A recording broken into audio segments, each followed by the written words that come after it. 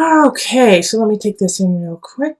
We do have two people showing up in this reading in the reverse. The Page of Swords, which is often an air sign, so Aquarius, Gemini, Libra, and then also the King of Cups, who is water sign, so Cancer, Scorpio, Pisces energy, and they're both in the reverse and they're right next to each other. So I get this feeling like they may be working together against you, or they may be working together and you're like a third party to them. So it could be in relationship. You could be the person on the side and you don't know it, or but more so like the Page of Swords energy is young, is very young. So this could be a child, and then the King of Cups, an adult.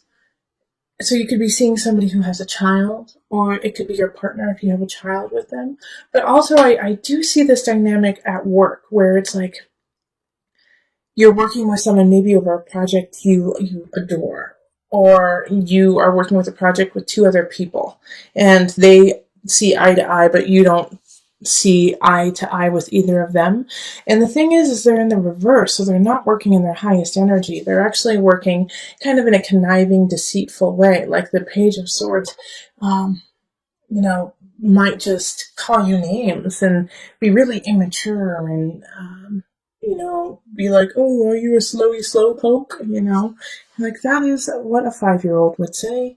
And we're working at a corporation. So, this Page of Swords you could find really annoying. And then the King of Cups energy could be really moody, could be emotionally all over the place, could be really like, oh, I love you, you were such a great person, and then flip on you the next minute and be like, why don't you care about me? You're never there for me. Yeah, the King of Cups, they're moody people. They're very, very moody. And the thing is a lot of times they don't see it and they don't get it that they're being moody because they're just kind of ebbing and flowing with the tides of their emotion. But the reason why these two are the first thing I focused on is just what is around them, what is around them here. We have Death, Three of Pentacles reversed, the World, and Six of Cups. And so you're going to have to make some decisions. You're going to have to make some decisions on how much influence they have in your life, how much influence they're going to have in your future,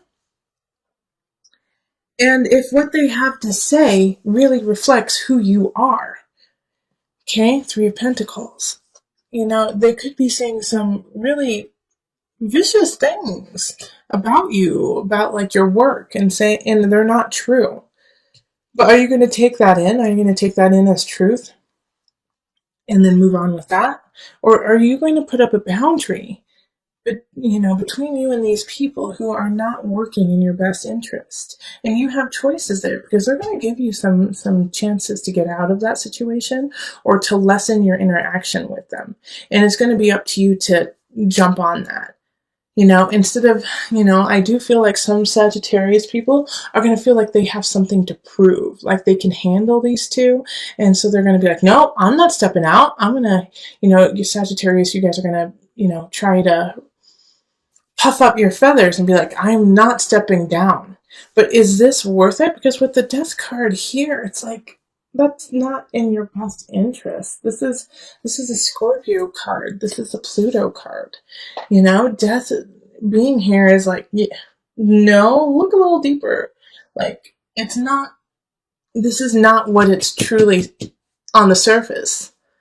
Even though you're working with them and maybe you can make a lot of money, even a bonus or whatever, look underneath that and see it for the truth that this is just a little immature baby and that this is an overgrown baby. And if you put all your focus into this situation, then you're going to lose out on other people who are ready to exit your life if you don't show them some attention. Knight of Staffs. And this is a fellow fire sign. So Sagittarius, Leo, who am I missing? Sagittarius, Leo, Aries. Like there's somebody here who wants your attention, who's worthy of it. And so you need to step up into that. And say, oh my gosh, you're awesome. I'm so sorry. I've been so sidetracked with some babies. And there's a future with them. There's a future with them and there's this connection. It's like you look in their eye and it's like zap, yep. It's passionate, it's energetic. You feel alive with them. And if you're in a really solid relationship, and so you're not even in this realm of looking for somebody, this is you. This is a Knight of Staves. This is you. Fire. Get out of that situation so you can start a new beginning. And you have to take those steps to get to your future, to get to the world. Which is like, this is the end and the beginning, 21.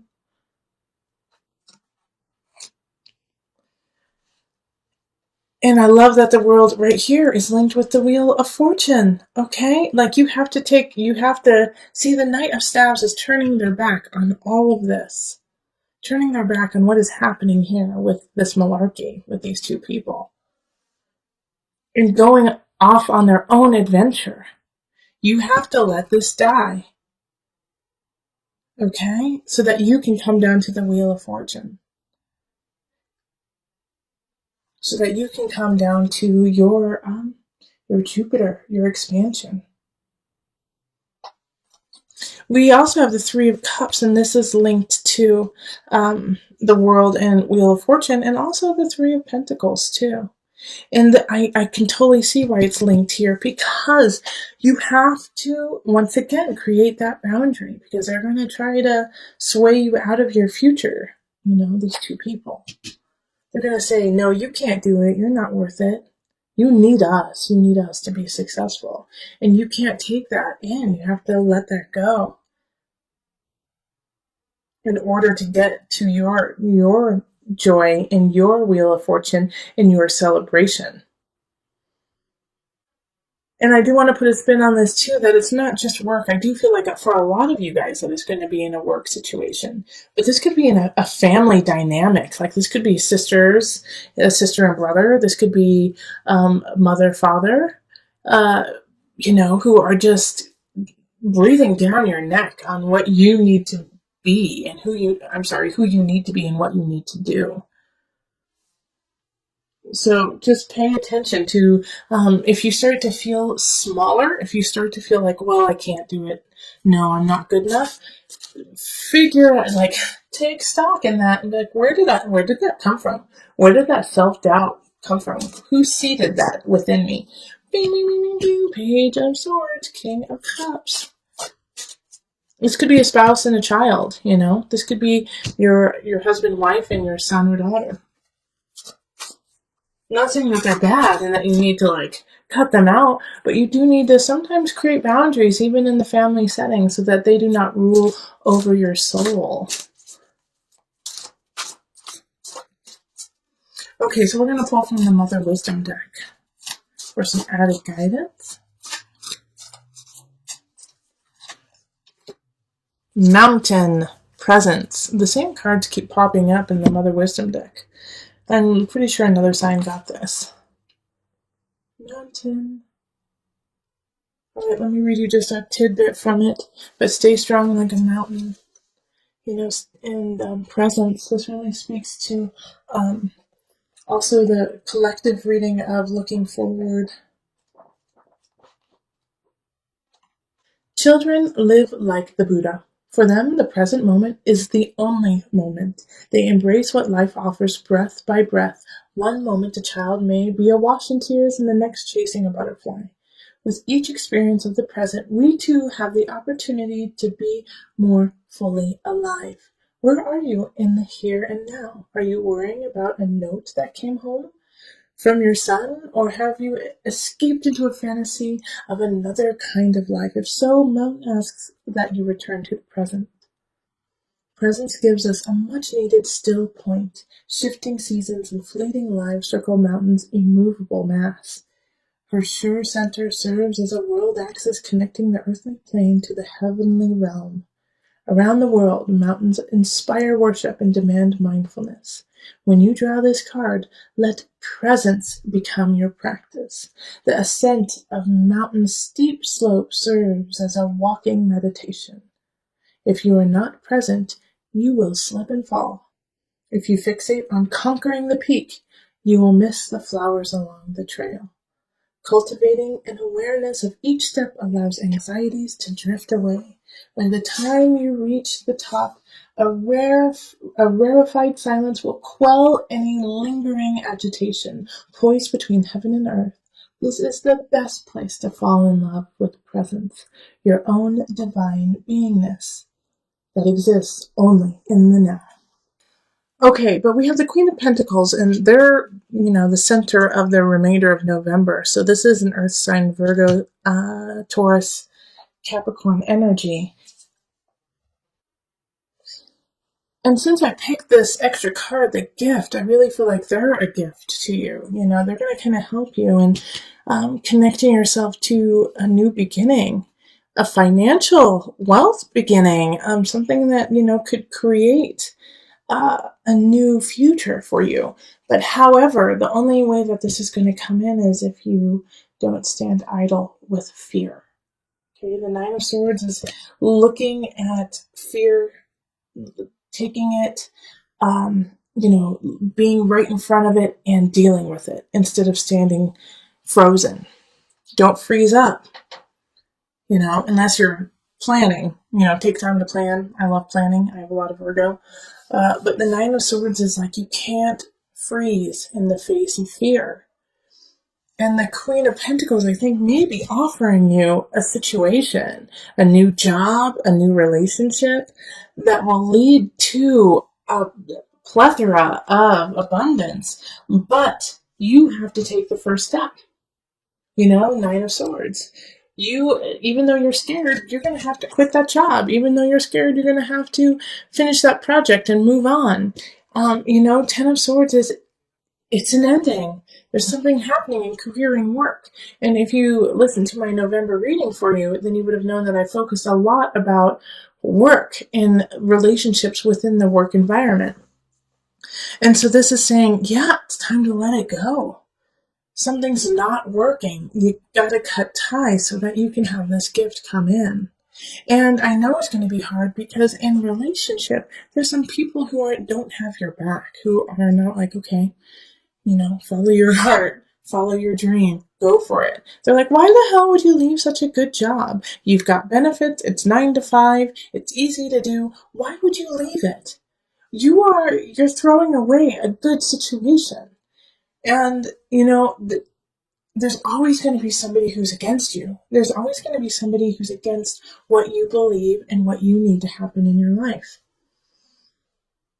Now, with this, though, as you are leaving, this is the Virgo in me talking to you, and maybe I am your Queen of Pentacles right now, like, go for it. However, make a plan. However, when you leave, don't leave willy-nilly and be like, oh, I'm just going to leave it. Come 100% up to Source. Source gave you a body. Source gave you a mind. Source gave you a heart and intellect. Use it. Okay? When people say, it does kind of drive me crazy when people are like, I'm just going to leave it up to God. If this is your life and God gave you this beautiful vessel and gave you this beautiful heart and this beautiful mind and this beautiful spirit, how dare you not use it? How dare you stand idly by and just be almost passive, be, I hate to say it, lazy? God didn't give you this vessel to sit around. God gave you this vessel to make a change, make a positive shift for you and around everyone around you. So don't slap God in the face by saying, I leave it to you. I'm not going to do anything. No, step up. Listen to your heart. I always say that. Listen to your spirit. Let God guide you into action. Okay? That is so important. That's why this gift is popping up. You have been given this gift of you, this gift of being. What are you going to do with it? Because you have a new beginning happening, but if you're too scared to look it in the face and actually take the first step forward, it will be taken away from you. Alright, so let's call on the angel cards just to wrap it up and bring it all together. Archangel Michael. Yeah. Alright. You're working very closely with this powerful archangel who's protecting and guiding you through this situation. You have guidance, you have protection. Go for it, Sagittarius.